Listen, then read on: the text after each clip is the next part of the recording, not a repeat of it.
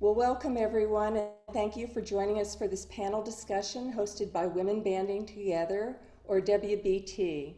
We're also delighted to welcome 4 distinguished guest panelists who will be introduced in a few minutes, and they're going to talk about building relationships with administrators. I'm Jenny Allen, one of the co-founders of WBT. I'm a Juilliard faculty member, artistic director emerita of the Philadelphia Wind Symphony, and a retired Army band conductor. I'm joined by our other 3 co-founders. Jenny Neff is Associate Professor of Music Education and Director of the MM and Summer Music Studies at the University of the Arts in Philadelphia. Lori Schwartz Reichl is an author, educator, consultant, and the founder of MakingKeyChanges.com. And Laura Johnson is the Assistant Conductor for the Bay Youth Wind Symphony and is a band director in the Chesapeake School District. We're all active clinicians, presenters, and guest conductors. Women Banding Together was organized in May to support women band directors. We have 4 parts to our mission. We want to cultivate mentoring relationships for women band directors at all levels. We want to guide and connect directors who seek support. We want to create a platform to explore issues of women band directors, and we also want to provide advice and guidance for anyone who wants to mentor women band directors. This is our 6th panel discussion that we've hosted since our founding last May. We've also hosted several happy hours during the summer. So please keep your mics muted during this session, but feel free to use the chat function for questions or comments. We will have a Q&A at the end of this session also, and we do plan to end around 8 o'clock. We started a few minutes late, but we'll go for about an hour. So I'm going to hand it off now to Lori, who's going to introduce our topic and our panelists. Thank you, Jenny. So welcome, everyone. So this session really got started because one of our panelists tonight, Shiney and John, and I were scheduled to co-present this December in Chicago at the Midwest Clinic on a very similar session to tonight's panel discussion. The session was entitled Stronger Together, Connect, Collaborate, and Create with Administrators. The session was meant to share the joys and challenges of our professional relationship from the lens of both a principal, that would be Shiney, and band director myself, who work together in 2 unique schools, both with very diverse demographics, both Title I schools, one that was in corrective action and was open for 50-some years, and another brand new building that we opened together with a handful of wonderful colleagues. We didn't always agree on everything, but we always agreed to do what was best for every child. While I was disappointed that the live conference was canceled, and as COVID took over, I began hearing from teachers and reading about schools where music was being restricted or removed during this time of uncertainty. In most circumstances, it was clear that there was little communication or collaboration between the music department and the administration at all levels during these decisions, and often in years prior. With so much uncertainty facing the world, and specifically regarding music education, the co-founders of Women Banding Together decided that now, as many schools reconsider what the winter and spring may look like, would be an optimal time to discuss ways to build relationships with administrators and ensure that music education is a core component of the academic schedule. We invited 2 principals, a music coordinator, and a former superintendent to lead us tonight. I'd like to introduce the panelists to you. Kim Budde graduated from the University of Wisconsin-Eau Claire with a Bachelor of Music Education. After teaching in Wisconsin and Minnesota as a middle school band director, she earned her Master's in Education from St. Mary's University and an Education Specialist degree from the University of St. Thomas. In 2015, she was named the Minnesota Assistant Principal of the Year by Minnesota Association of Secondary School Principals. Kim is currently the principal at Lakeville North High School in Lakeville, Minnesota. Welcome, Kim, and please give us another wave. Dr. Dennis W. Creedon most recently was the superintendent of Mahopac Central School District in the Hudson Valley of New York, with a budget exceeding $120 million. Previously, Dennis was an assistant superintendent in the School District of Philadelphia in Pennsylvania, where he coached 26 principals in the operation of their schools. At the same time, he was also the Deputy Chief of Academic Enrichment and Support. In 1990, Dennis developed the award-winning literacy-based Sounds of Learning program for Opera Philadelphia. The school district appointed him on special assignment to the opera, and for over 10 years, he served as its Director of Education. In 1992, Dr. Creedon received the Award for Excellence in Teaching from the Superintendent of Philadelphia Schools and the President of Teachers Union. Dennis earned his doctorate in education from the University of Pennsylvania in literacy education. Welcome, Dennis, and please give us another wave. Terry N. Eberhardt received his Bachelor's of Music in Vocal Performance and Music Education from the Peabody Conservatory of Music and his Master's degree in Opera Performance at the University of Maryland Opera Studio. He will be singing for us later this evening. Terry currently serves as the Coordinator of Music in Howard County Public Schools in Maryland, where he oversees 240 music educators and is responsible for music curriculum for students pre-K through grade 12. He is also past president of the Maryland Choral Educators Association. Terry is the proud recipient of the Maryland State Teachers Award, the Maryland Distinguished Scholarship in Talent and Education, and the Peabody Scholarship in Talent, as well as the 2008 Howard County Teacher of the Year and 2014 Grammy Music Educator of the Year semifinalist. Terry is an active music consultant and has provided research and input for the National Association for Music Education, the Peabody Institute, and the CMAs. Terry is also a dear friend, colleague, and has been my music supervisor. Welcome, Terry. Please give us another wave. And finally, Shiney Ann John, raised in Canada, is the principal of Thomas Viaduct Middle School in Howard County, Maryland. She has been working with adolescents and youth in the fields of education and counseling for 26 years. Shiney has a strong passion for empowering students by promoting collaboration through parent and community involvement. A voice for all stakeholders, Shiney advocates for students and their families to ensure equal access to educational opportunities, both in and out of the school building. Her commitment to building a bridge between the school and community is the driving force for the initiatives and programs that enrich her school. Her passion to connect students, staff, and families creates a sense of school ownership, which in turn develops learning communities where belief in student achievement is the foundation for academic excellence. Shiney has a bachelor's degree in psychology and master's degree in leadership and teaching. Shiney is also a dear friend, colleague, and was my former principal and supervisor for my administrator internship. Welcome, Shiney. Please give us another wave. We are certain that the remarkable panelists that we have invited to speak tonight will enlighten and inspire us, and we hope that you all enjoy. I'll pass the baton to Laura for our first question directed to the panelists.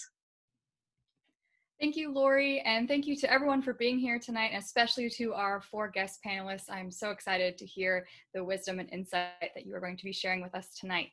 Our first question is going to each of our guest panelists, and we'll go in order, but the question is that we all know you have extensive backgrounds in education. We just heard the phenomenal things that you have all done, but we'd love to hear how and why you came to focus on administration specifically. So we're hoping you would share your professional journey with us, and we will start with Terry. Thank you, Laura, and thank you to the WBT organization for inviting us to be here on this panel. Such an important organization at this juncture in time, so thank you so much for including us in this topic. It's an important one. My journey is kind of interesting because I never set out to be a music teacher, and then I definitely never set out to be a music supervisor or an administrator ever. I started really planning to be a performer, planning to be a singer, I thought that I was going to be a different kind of singer, and then when I really learned how to sing, I realized there was a different voice inside of me than the one I had in my head. And from there, I taught, and then I missed singing and went back to singing, and then missed teaching and went back to teaching. And along the way, I garnered a bunch of entrepreneurial skills that allowed me to start my own businesses and things like that. And I had an administrator that really pushed me to do my admin certification, and he started me down this path of doing admin just because I needed credits, and he thought that it would be helpful for me to get the credits in something that would help me continue to propel forward. And then another administrator came in and really helped me to understand my passion for being an administrator. I think we all go into this for impact and trying to make a big difference. I think that's why I decided I wanted to be a teacher. And I realized very quickly the impact of helping teachers to be the best that they could be, because if they were the best that they could be, then they could take that knowledge to students. And at the end of the day, I just wanted to make as much of a difference for kids as I possibly could. And that's how I basically start my day every day, is thinking about how I can impact as many kids through inspiring teachers and advocating for teachers and really trying to give them the best possible chance to be outstanding.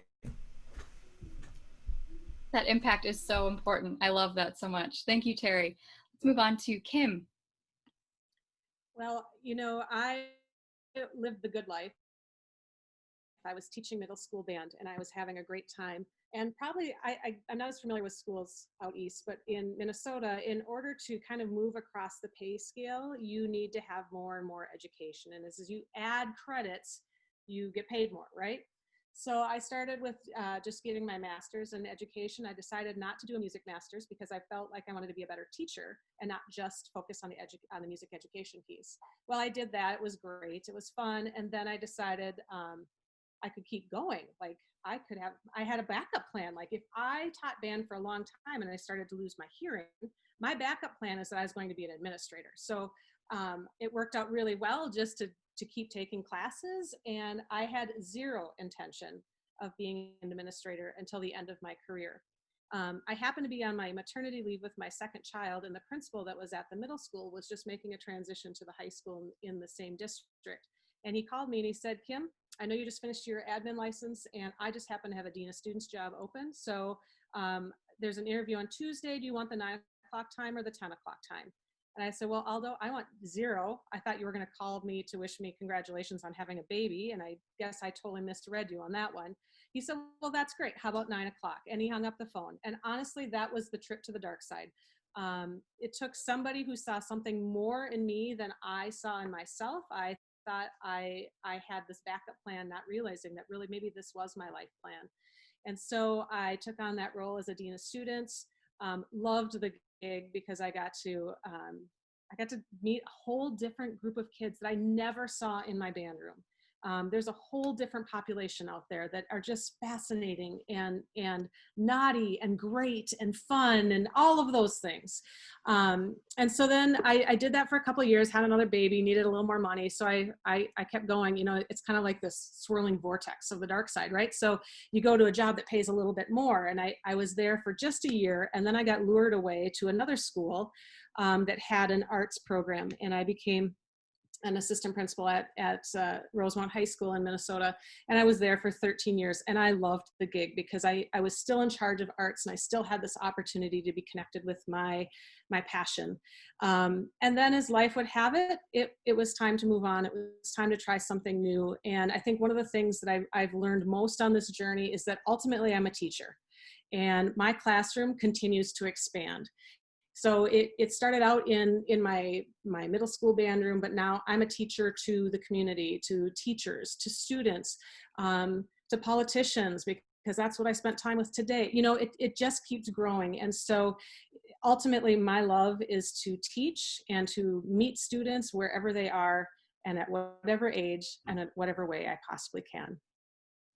It's so important to recognize that teaching aspect to administrators. I think a lot of teachers at that ground level don't quite make that connection. So I'm really glad that you brought that up, that at the end of the day, you're a teacher no matter what level you're at. That's fantastic. Shiney, you are up next. Good evening. First, I just want to thank you for this opportunity to be part of this panel. I think it's very exciting to not only be here, but to listen and learn from each other. As Lori mentioned, I grew up in Canada, and so I am a Canadian at heart. I will say that probably till my dying day. But what happened for me is that when I finished my education in Canada, I really thought I was going to stay there and work as a counselor. I primarily worked with adolescents who were really struggling with being in comprehensive middle schools, and we provided a therapeutic environment for those students so that they could be successful, and then eventually we would have them return back to public school. What happened was I fell in love with all of the therapeutic pieces that we were putting in place for those students. One of them actually being art therapy and music therapy. And so for someone who has never, ever had that really deep background that some of my fellow panelists have, I knew that certain things like dance and art and music connected with students, especially students, in my case, that I could see were struggling. When I moved to Maryland, I ended up getting a teaching job actually in Baltimore City and loved Baltimore City. Eventually moved out to Howard County and taught at Oakland Mills Middle School, a little time at Folly Quarter Middle School, and eventually became an assistant principal at one of probably the most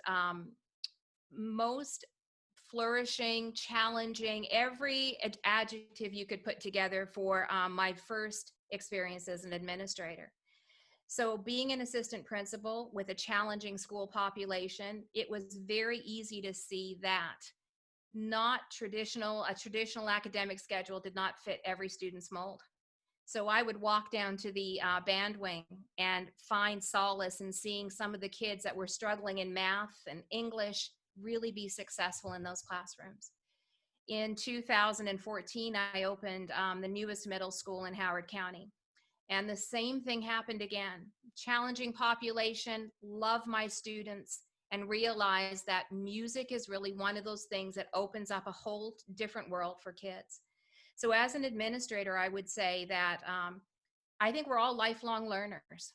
We learn from our kids, we learn from our parents, we learn from our teachers. And so as an administrator, my goal is to really bring out the best in my staff so that they can bring out the best in their kids. I love the connection between lifelong teachers, lifelong learners. So much to be had there. And last but certainly not least, we'll go to Dennis. Hello, thank you. I appreciate being asked to participate in this panel. I entered into administration through a back door, and I heard it said that, I believe Kim said, walked into the dark side. I'm acutely dyslexic. And I started off my teaching career in 1978 in a Catholic school where one of the good sisters told me that maybe I should design greeting cards as a career since my kids were having too much of a good time in school. And the reality was I was teaching differently because as a classroom educator, the first time I gave back my students their papers, I could see tears in their eyes. And suddenly I had the cognitive dissonance to realize I had to become the oppressor. So what I did is I began to teach with the methods that helped me as a kid. As a 10-year-old, I ended up being hospitalized due to becoming acutely anorexic because I had a fight with God. If I wasn't going to learn to read, I wasn't going to eat. And in the hospital, they put me in arts therapy. And believe it or not, arts therapy turned me around. So I began to, and then in middle school, they discovered that I could sing, so I became a boy soloist. Eventually, in teaching, I taught through music and visual art. And from those experiences and working with my students, I also had my students go out to the theater with me. They would go to the opera with me. They would go to the orchestra with me. And I would always use my connections to make sure that it could be afforded through, free tickets, because I was teaching always in the inner city. And it was in that point where I got my students into the opera, and at the opera, they studied my students because they were expecting them to misbehave. And when my girls properly cried at the end of Madame Butterfly and my boys were somberly silent, I was asked to dinner, and they wanted to know, how did I do what I did, and could I do that for others? And that actually then brought me into developing the Sounds of Learning program. From that position, the program was very successful. It's still institutionalized at the Opera now, some 25 years later. I went into the central administration under Paul Vallis to head up all arts education. And then Philadelphia, being an urban city that is under crisis, we were constantly having our budget cut. The last major crisis, the governor cut our budget over $300 million in spring for the following school year. And with that, we had to lay off unbelievable numbers of people, including all counselors. And at that point, the assistant superintendents in the district were all itchy, like a number of politicians right now, and they began to jump ship because they were talking about having our school district turned over to an outside agency to run the entire district. Comes end of moderators, and I had those skill sets, and that's where I was put into the assistant superintendent's position. And from that position also, then I was head of library science, I was head of health education, physics, not physics, phys ed, but eventually with library science, I had to close all the libraries, and had a phone call from a colleague from the past who wanted to know what methods we were using in our libraries for the collection system. And then from there, the conversation shifted radically, where he said, would you ever want to be a superintendent? And with that, I ended up being hired for the Mahopac school districts. But again, my whole reason, in the sense of going from one position to another like others, is always because the world's our classroom, just like the world's a stage. And if you have a passion for music in education, or the arts in education, we are all missionaries, and we go to whatever audience that we can meet to try and spread the knowledge that without the arts, without music, we're simply chimps that don't know better. So thank you. That impact of music and the arts, it's just so crucial and so important. Thank you, all four of you, for just a fantastic intro into how you became administrators. I'll be passing the baton now to Jenny for our next question. Thanks, Laura. Thanks again, everybody, for being with us, and to our four panelists. Your journeys and your inspiration are, well received tonight, I'm sure, and validating and inspiring for many people who are, having a difficult time right now teaching in whatever scenario they're in. So thanks for that. We're going to narrow things down a little bit more and get to just two of our panelists at a time. And so I'm going to point the next question towards Terry and Kim. Terry, I'm going to ask you first, what suggestions or strategies do you have for educators who are having a difficult time communicating or collaborating with their administration? Yeah, thank you for that question. It's one that we deal with a lot, as we try to support educators and building that relationship and nurturing the relationship with their administrator, because it's an important one to nourish, obviously. But I always start with making sure that teachers understand their value. And I think that is something that we often forget. We sometimes get into this space where we think, oh, we're just the music teacher. And that is so important that we overcome that really quickly, and we recognize, and I say this delicately because I know that there are some times when our music teachers fall into the camp of over knowing their value, but you have to at least know how valuable you are to a school and to a community. Kids select, they choose, they pick to be in your space. So you have to know that that brings a lot of value to your administrator, that brings a lot of value to your community. It is a resource, and allow yourself to be a resource. And once you are in that space of being a resource and being a value to your administrator, then the conversations start to flow a little bit easier, I think. But it's also very important to be concise and to know what you need and to know what you are asking when you're communicating with your administrator. But this is where I struggled as a teacher, because I could never see that administrator side. I could only see that classroom side of, this is what I need right now, right? But now wearing this new hat, I'm understanding the many millions of ways that that administrators and music administrators and supervisors are being pulled in many different ways. So you've got to really be clear about what you're trying to get, and you have to come with a plan for how you're going to get it. I love when a teacher comes to me and says, "Hey, I'd love to do X, Y, Z, ABC, and here's how I'm going to do it. Can you help me?" Great, I can help you all the time when you come that way. When you come with a clear idea of what you want and clear expectations for what you want to get. I also think that it's really important for music teachers to have conversations. And those conversations have to just start with being open and figuring out your administrator. How does your administrator communicate? Do they communicate via email, or are they better if you just show up at their door and knock and say, "Hey, I just have a quick question for you"? Being able to understand what it is, their communication style, and how they like to engage in conversation is very helpful. Asking other colleagues that have been in the building longer than you have, "Hey, you know, I have this thing that I'm trying to pitch to the principal. How would you go about it?" You know, just knowing what history might be there already is usually very helpful in facilitating that conversation. And lastly, I'll just say, recognizing that everyone is really busy.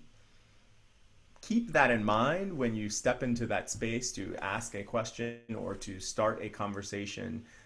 We all have a lot of things going on, so you want to make sure that I go back to my point number 2 is that you're concise, and that you are really thinking about, okay, I'm going to spell this out for you, and I'm going to give it to you in a way that makes the most sense to you because I've done my homework and I know what you're asking for and knowing what you need, and here it is, and I've tied it up in a nice bow for you.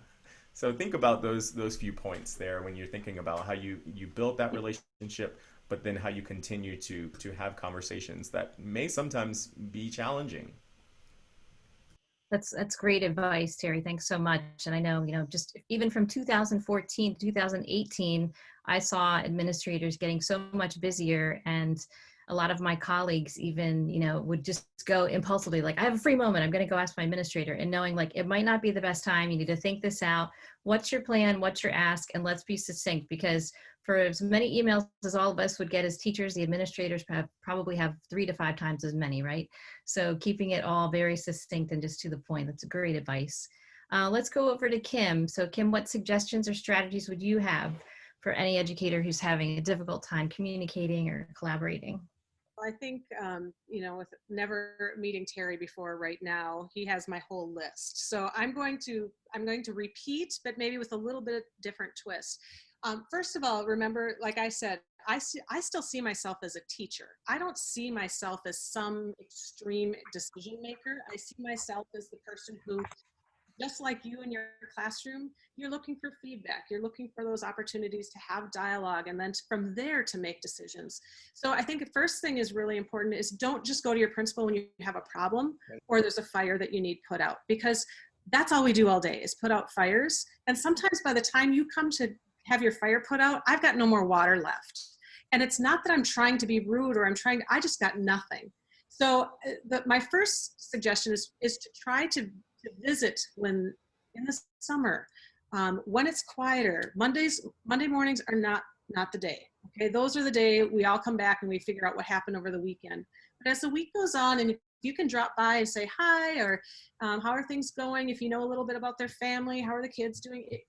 Ultimately, we're in the relationship business, so it really doesn't matter that they know how, my music people might come to me for a music question, but really it's all about the relationship and building up that sense of community within your school. And once that's established, then the other stuff kind of comes, just with more experience and more time. One of the things that I prefer to tell my teachers, or what I tell my teachers, is if you're really coming to solve a problem, make an appointment and give me a heads up what the situation is going to be about. When you stand in my doorway and you drop a bomb and then you run away, that does nothing for me. I need to know what you're coming for, if you're needing money, if you're needing resources, if you're needing people, or you're just trying to problem solve how you're trying to get through a situation with a parent. If you can just give me a heads up, then I can be better prepared and I can be mentally in the game. Don't just come and ramble and ramble and ramble. Be concise, be thoughtful, have a plan. And my 3 questions when I have somebody come into my office is, do you want me to listen? Do you want me to give you advice? Or are you looking for a solution? And so if you can kind of come in already knowing like, okay, really all I just need to do is vent and I need you to hear me because I'm really, really frustrated right now. That's one thing, just tell me that. So then I can be, you know what, amen, I'm with you. I totally got it the whole way. And then my other piece also, what Terry said is come with some solutions. I would love to say that everybody who walks in my door gets a solution the minute they walk out and they feel good about it. And I would say not just one solution, but kind of a tiered solution. Like what would be my minimum? What would be what I could work with? And what would be really what I want? And how can I play through? Because sometimes I might be able to say, I can't give you $5,000. I don't even have that. But what I can give you is a day off to go do some research, or, you know, give me some ideas of what it is that you're looking for and what you need assistance with. And then I can absolutely support that, or I can take it one step further because I have connections and resources and thoughts and how we could do that together. And I think ultimately that's how you become more collaborative, is when you come to the table with something and the administrator can then also bring something, and then together you can work on a solution that you both can live with. I think sometimes it's pretty easy just to come in, drop the problem, and then we have to worry about how to solve it. And you walk out of the door and I go, I don't even understand what the situation really was that just happened in my office. So it's really important to give us some opportunities to be successful so that we can help you be successful by just giving us some more information. And then ultimately, you know, state your intentions. Like, what is it that you're truly here for? I'm pretty naive sometimes. I sometimes don't get it unless you just spell it out for me. Like, don't wishy-washy get around. Like, if you're asking for $5,000, tell me why, and tell me that really I want $5,000, and then I can work with that. If it was okay, they just left, and are they asking for money? Are they asking for my permission? I don't know what that was. It's really important to be intentional about what it is you want, and to be clear about what your expectations are. I can't always give you what you want based off of the million other puzzle pieces, but at least I know where you stand. Great, thanks so much. I think those are really great points about, you know, taking the time to maybe make an appointment if it's a more significant conversation, at least giving a heads up. No principal or supervisor wants that phone call when you didn't give the heads up that they needed. And I love your 3 questions. I always, even as a teacher leader, would think, why is this person telling me this? Anytime someone walked in my office, whether it be a student, a teacher, a parent, or a principal coming in to ask my advice, you know, or something just to say, why is this person asking me that? I think those are your questions, totally hit those on the head. All right, so I'm going to switch this over, or pass it over to Ginny, and she has some more questions. Great. Thank you. Jenny. This is such terrific advice that we're getting. And what's so interesting is I listen to this, and as I watch, is that I see so many heads shaking up and down, so much agreement. So this is wonderful. The next question is for Dennis and Shiney. And I'd like to ask, what suggestions or strategies would you recommend for maintaining music education as a core component of the academic schedule? And Dennis, we'll start with you. Thank you, Virginia.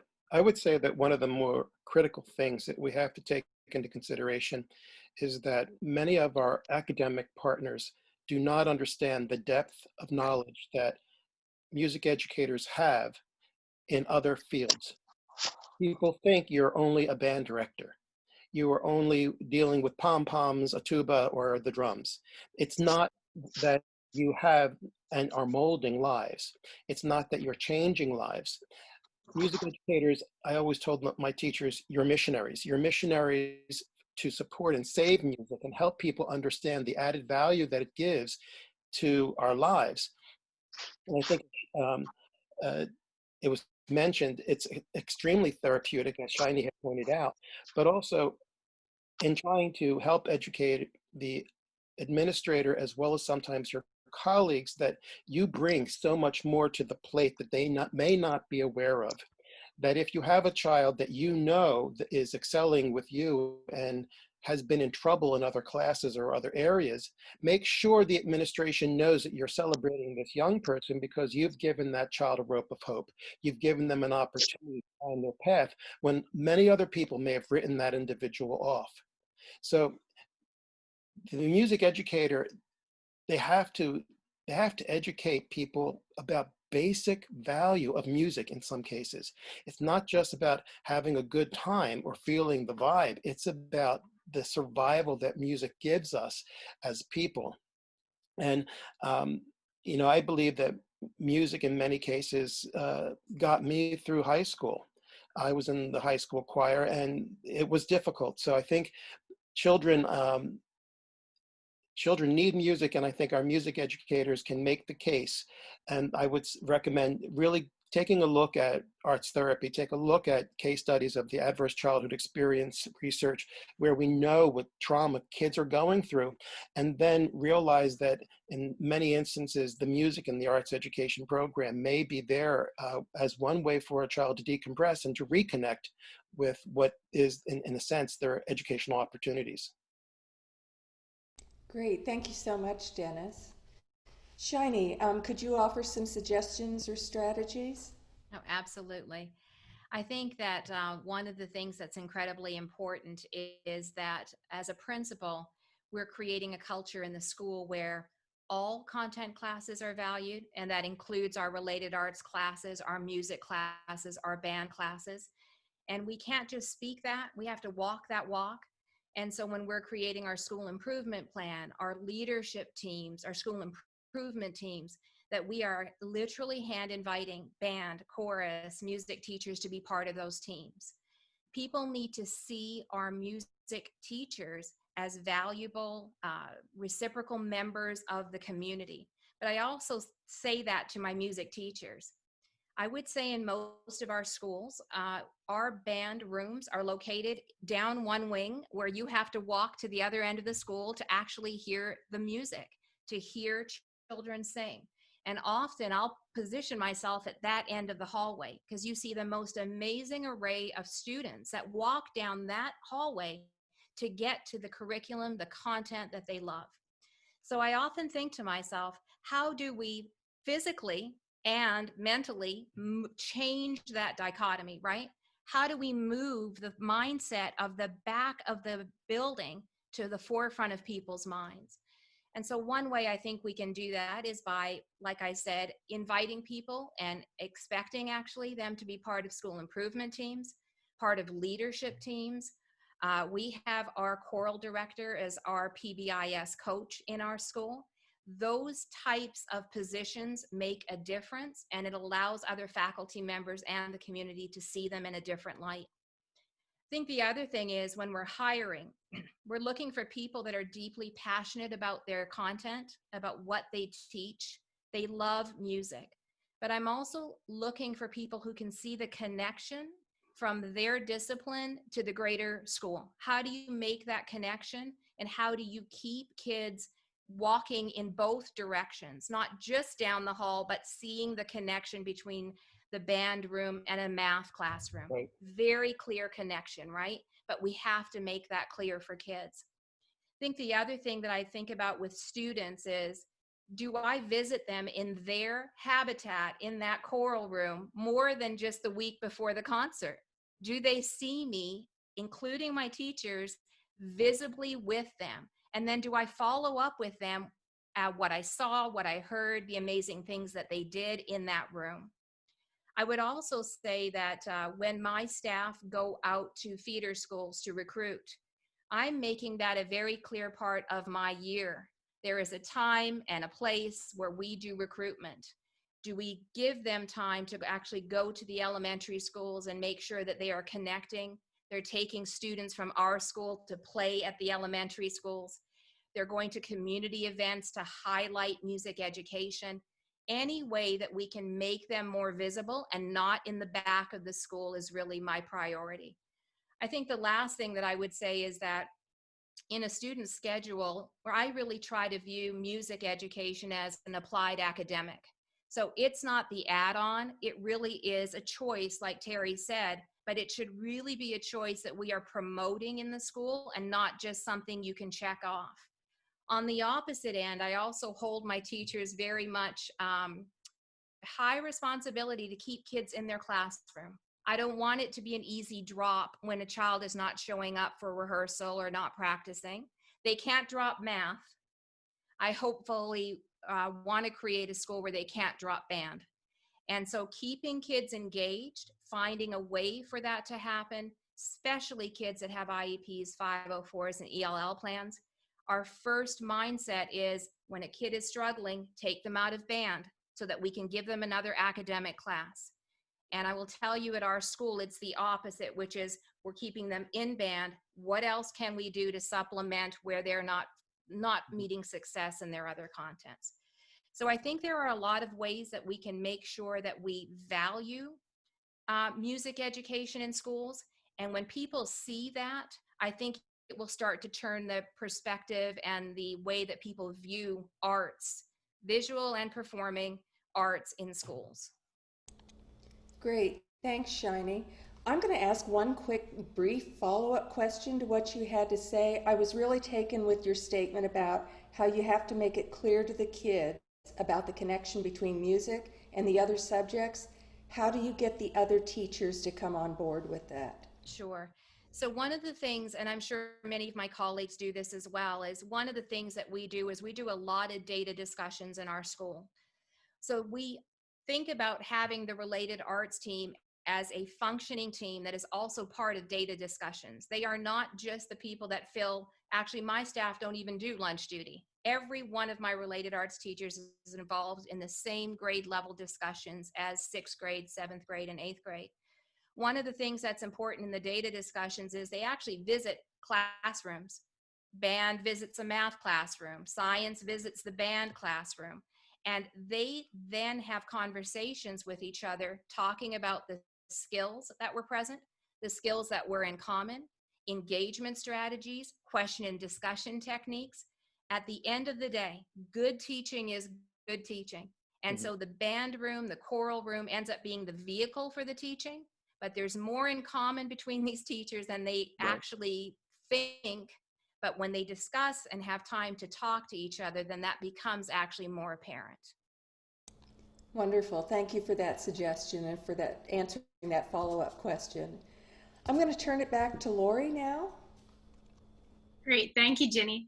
So this is an opportunity where any of our 4 panelists can follow up on anything that they would like to either add to, or if they didn't get to answer one of the questions or would like to add on to something else. So I'll start with Kim. Is there anything that you would like to follow up with or add on to? I think I just want to go to what Shiney was saying at the end about being a part, an integral part of the school. And I think it's really important that you don't always wait for an invitation to do that. I think it's easy to be in your hallway, and it's easy for you to stay in that space, but truly, you are part of the school. Get involved in your school leadership teams, get involved in academic programming, whatever it is that can get you out of that space. So first of all, people know who you are. Second of all, they know what you stand for. And third of all, you can show how you are supporting their curriculum, because as music teachers, we do. So to bring that dialogue, it may not start with your administrator. It may start with you being a volunteer on a committee or on a discussion panel or something in your school, so that you can build relationships. Because again, remember, all it is relationships, and it's relationship building. And so you taking that initiative to jump into that space helps others see who you are and what you stand for. So don't wait to be invited. Take the opportunity to share all the great things that you're doing and to have a better understanding of what's happening in the school. Because like I said in my intro, I didn't realize there was a whole nother world in the school outside of my band room. And so once you get that opportunity to see what's all going on, you realize just how much you have to offer in your classroom to the rest of the school. Great. Thank you, Kim. Terry, we'll swing back to you. Is there anything that you would like to add or circle back to? I get so inspired by these conversations, and my friend over there, Shiney, it's so awesome to hear you talk about music. I mean, we talk all the time, and I know how passionate you are, and I think that's why we work in such a special place, because there are principals like you that understand. I go back to that first question that I spoke about earlier, and the one thing I forgot to add from my notes was to write it down. If you need something, you want to go in and have a conversation with your administrator, write out what you want to say. As a young teacher, that was like my thing that I always did, is I wrote down how I thought the conversation was going to go. I thought about the questions that might come back at me, and I practiced them, right? So that I was there and I was able to be in the moment and actually have the conversation, having thought it through. I just think all of these strategies and ideas that we're talking about tonight can really change the culture inside of your building and allow there to be a collaborative relationship between you and an administrator, because really every administrator that I know is there to support you and there to help you. And really our job is better when you are better. So we're all working together for your betterment and for the betterment of the kids. So just keep in mind that I haven't met a single administrator that's like, I'm trying to get them, I'm trying to catch them. And I think teachers often think that, oh, my administrator's trying to catch me doing something that I shouldn't be doing. Never. It's never that. I only want to see you thriving, because that's when I get my greatest joy, is like, oh, I'm helping this person. That's amazing. That's when it's the most fun for us. So just keep that in mind when you're trying to have those conversations, or when you're asking for anything. We're there to support you. We are your biggest cheerleaders if you just let us be. Great. I know when Shiney and I worked together, we worked together for 7 years, and we set up meetings together that we would meet before the school year started. We would meet again before the first large performance in the winter. We'd meet again around assessment, and then again at the end of the school year, even right before the summertime. And I would go in with my list, and I'll never forget Shiney go, and I have my list too, Lori. And we would just go back and forth. And like I mentioned earlier, we didn't always agree on everything, but we came to the agreement of what was best for each child. And we learned how we communicated together. And I learned numerous vocabulary words from her. And I'm sure she heard some she never wanted to hear from a teacher from me. But we learned how each communicated. I think Terry and Kim had mentioned on this, learn how your administrator communicates. And, not that you're appeasing them by any means, but you're learning to talk to them in a way that they value and that the conversation can be beneficial for both. Dennis, let's circle back to you. Would you like to add in anything or circle back to something? Oh, and we're going to unmute you. Hold on, Dennis. You were muted. Oh, there you go. Okay. Virginia had pointed out something to Shiney about how music and math would be one way of a collaboration. And Pythagoras is the father of the Western canon of music, as well as the father of mathematics. Having the music educators lean into the conversations and look at the standards across the multiple domains, you will find there is a replication in so many different areas of the same skill set with different wording. And if the music educator has that bailiwick in their pocket, they can enter into those conversations with their colleagues to let them know, oh, I can help you with this if it's a problem. But again, going back to, it's all about collaboration and communication. If you have kids in a classroom in the band that are excelling, make sure the parents know. Because I know in Philadelphia, we were in such a financial crisis that I had to make horrible decisions. But in one case where I lost all the instrumental music teachers in one day, these were the ones who floated from school to school, I organized surreptitiously, we had a final concert of all of these educators where they gave it in our atrium, and I made sure that every news broadcaster was there. And it was covered in all the evening news that this was the final concert of these educators, because suddenly the parents of these teachers realized what was happening. And there was a hellstorm of people demanding that they not be cut for the fact that there are so many thousands of children that were going to be without their teachers. so that make sure you communicate with the parents, because in the end, the music educator is supporting the principal, and you're supporting a community. Without music in a school, the soul is missing in the building. And in so many ways, the superintendent, I'm the cheerleader in charge. I fight for my educators before the school board and when we were in budgetary decision making. But at the same time, the principals have to fight for the teachers. And that's where the music educator can be the cheerleader for the principal by rallying parents to value the school. Because a school without music, it's really, it's missing its soul. Great, thank you, Dennis. And finally, Shiney, we'll circle back to you if there's anything you would like to add. I think one of the other things I had mentioned, staff being on school improvement teams and other leadership teams, they also should be part and actually early on in the scheduling conversation that happens in schools. Right now in Howard County, because we're online, we had to flip very quickly to a 4x4 schedule. That took a lot of brain power, but we have to think about how that's going to impact different contents in different ways. I think when we return to school, you know, Terry and I will be having conversations about how do we bring band students back safely, right, into a big, large space. So conversations like that are incredibly important, and that is a time where principals need to sometimes reach out, because I would say most instructors sometimes don't feel like they need to be part of a scheduling conversation. They want to come after they don't like the schedule. I want you to be part of the actual design of the schedule so we can make sure that we're taking into account your perspective from the fine arts vantage point. I think the only other thing I'd want to add, Lori, is that you've got to have some space in your building, a public space where the arts are celebrated. And so we often celebrate the sports, which is a great thing to celebrate. We often celebrate a lot of things that aren't always about arts.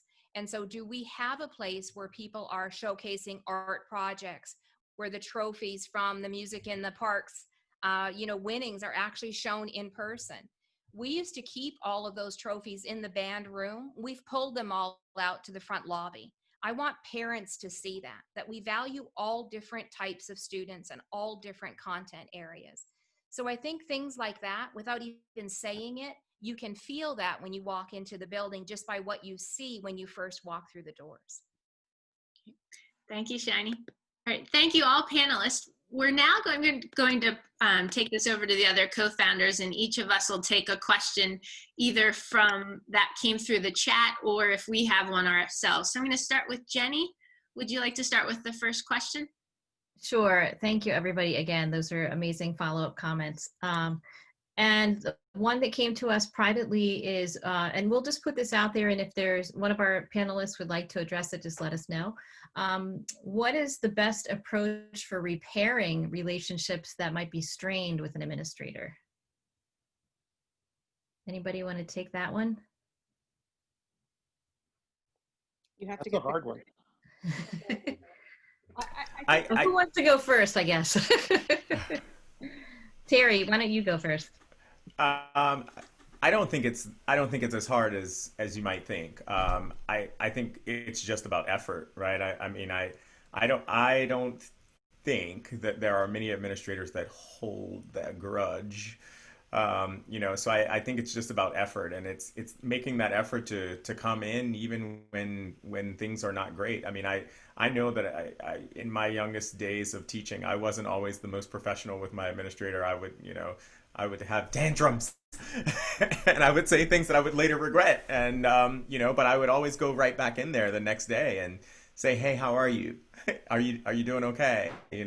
How was your day? How was the game last night? You were here late last night. You got to be exhausted, right? Just making effort to repair a relationship. How would you repair a relationship with a family member? How would you repair a relationship with a friend?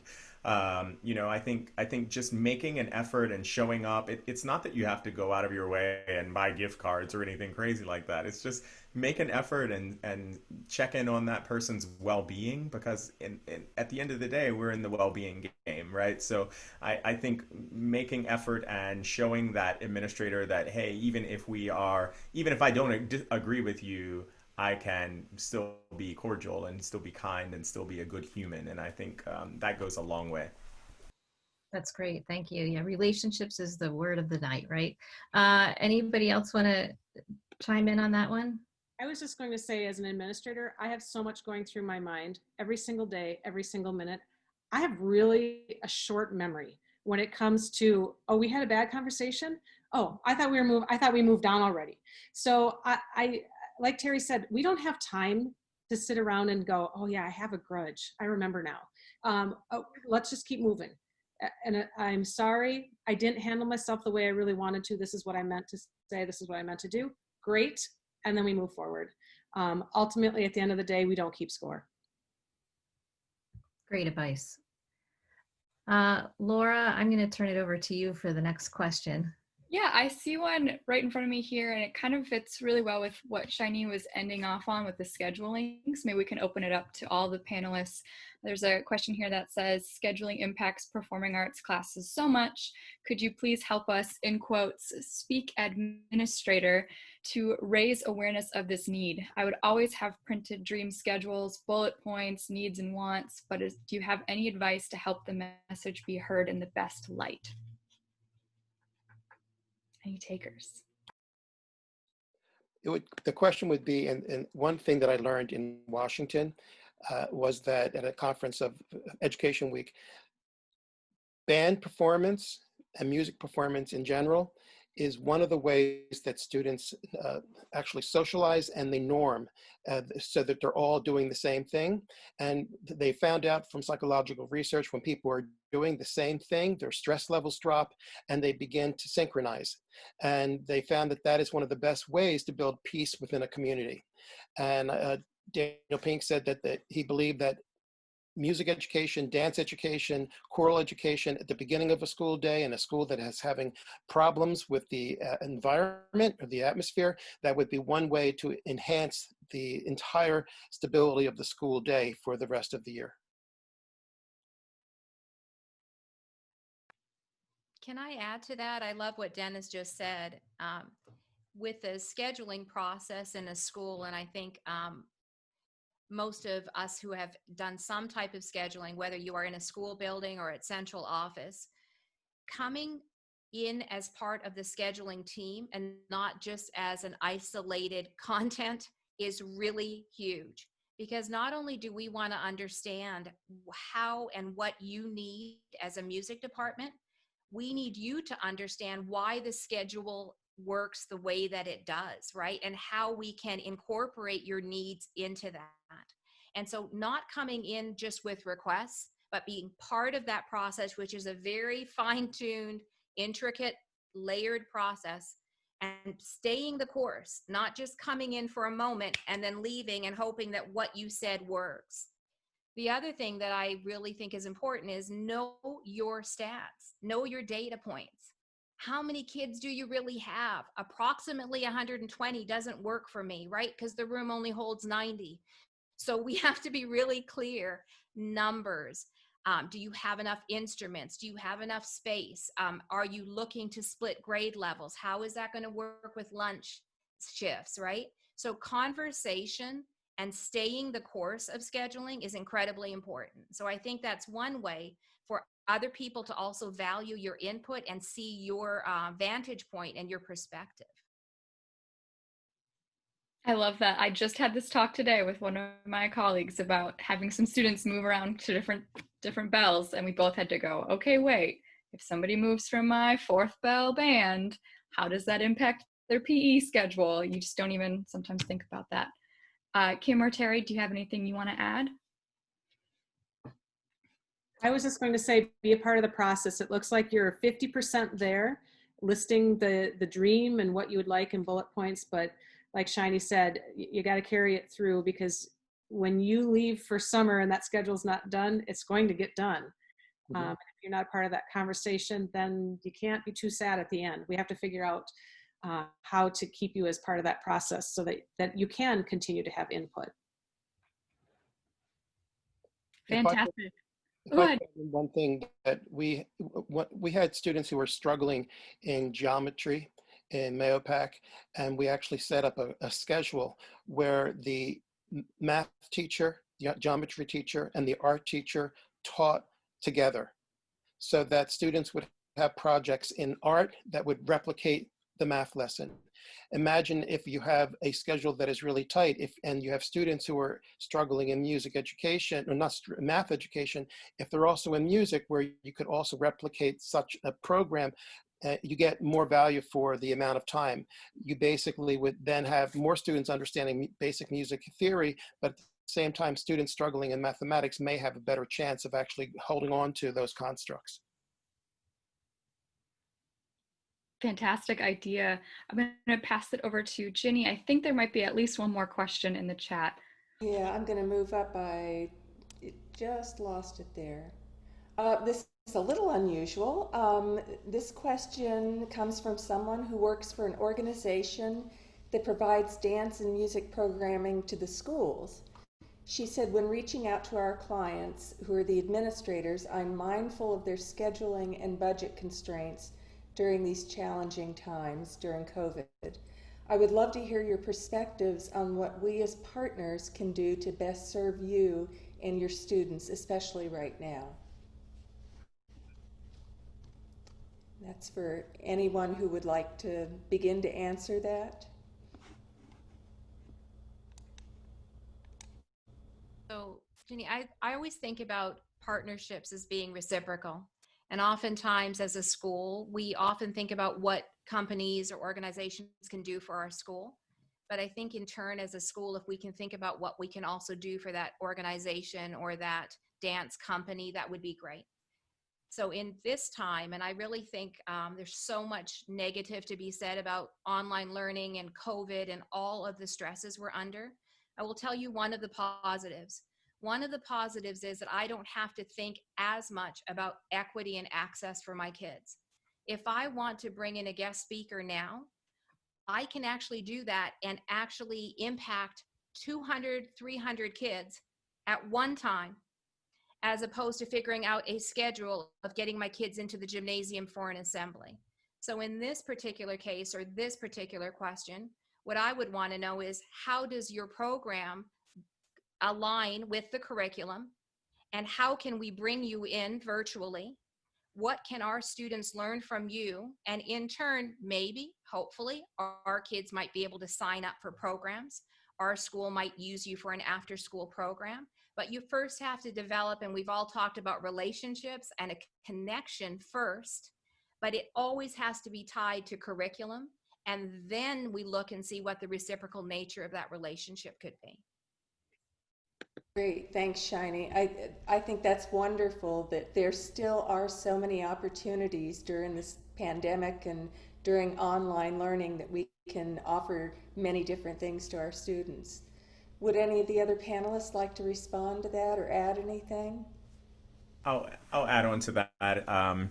You know, I think this is such an amazing time in history, and a time where there's so much uncertainty, and I think just having the ability to bring so much diversity into a space with access to artists all over the world, really, it has been an opportunity to show students different kinds of art, different kinds of music, different kinds of music makers, different kinds of creators, and also give them a little bit of an insight into the process of a professional. And while we have had those opportunities before, I think the arts partnerships that we have currently are really thinking outside of the box in terms of showing us the insides of a rehearsal, or how a producer is working now at home, and allowing a class to come into a studio space and see the intricacies of things that happen in there. I just think it's really affording us an opportunity to kind of see behind the lens a little bit more. And as we think about arts organizations that are out there that can provide opportunities for school systems, I encourage them to continue thinking about how you can diversify what we see, because what we typically see are the symphonies and the local companies that send a certain kind of artists into us. And I am really looking at challenging that and doubling down and saying, show me women that play trumpet. Show me women that, you know, that are leading bands. Show me African American people that are singing opera. You know, I just think making sure that we are diversifying how we bring in artists to our space and what we're actually showing kids. I mean, you know, it's taken forever for us to acknowledge contemporary music as a real thing, as something that kids study, and as something that our kids can get into. But it's so important and it's so vital right now because our kids are at home and they are creating and they are still impressionable and still eager to see what is happening in the world around them. So I think arts organizations, if you can support us with that, we greatly appreciate it. Great, thank you, Terry. I'm going to hand it back to Lori now. I think we're about ready to wrap up, Lori, right? Yeah, okay. So thank you so much, everyone. This has been just a wonderful session in general. If I've learned one thing over the years from my time spent collaborating with remarkable administrators, it's that it's about the students, not us, the educators, but rather each student's individual growth as a learner and not only as a musician. When the concerns and questions become about us, the educator or the band director or about my program, then we've shifted the focus away from what's best for students when we must be educating the whole child, embracing the entire school and connecting as one community. Our tradition here at Women Banding Together is to end each session with a quote that sums up the discussion of the night. And I've chosen one from Henry Ford, which has a lot to do with working together. Coming together is a beginning. Keeping together is progress. Working together is success. We thank our panelists again for leading us, Kim Budde, Dennis Creedon, Terry Eberhardt, and Shiney and John. Also, thank you to our many registrants from Canada and here in the United States. We had California, Colorado, Illinois, Maryland, North Carolina, New Jersey, New York, Pennsylvania, Virginia, Tennessee, and Texas represented tonight. So thank you all for joining us. Our next event will take place in November. In this session, we will return to the 4 co-founders leading the discussion, Ginny, Jenny, Laura, and myself, to speak about mentorship, specifically during a pandemic. And November's session will be led by Laura, and we look forward to her organization and ideas with this specific topic. Please like our Facebook page, Women Banding Together, and tell your friends and colleagues to check us out.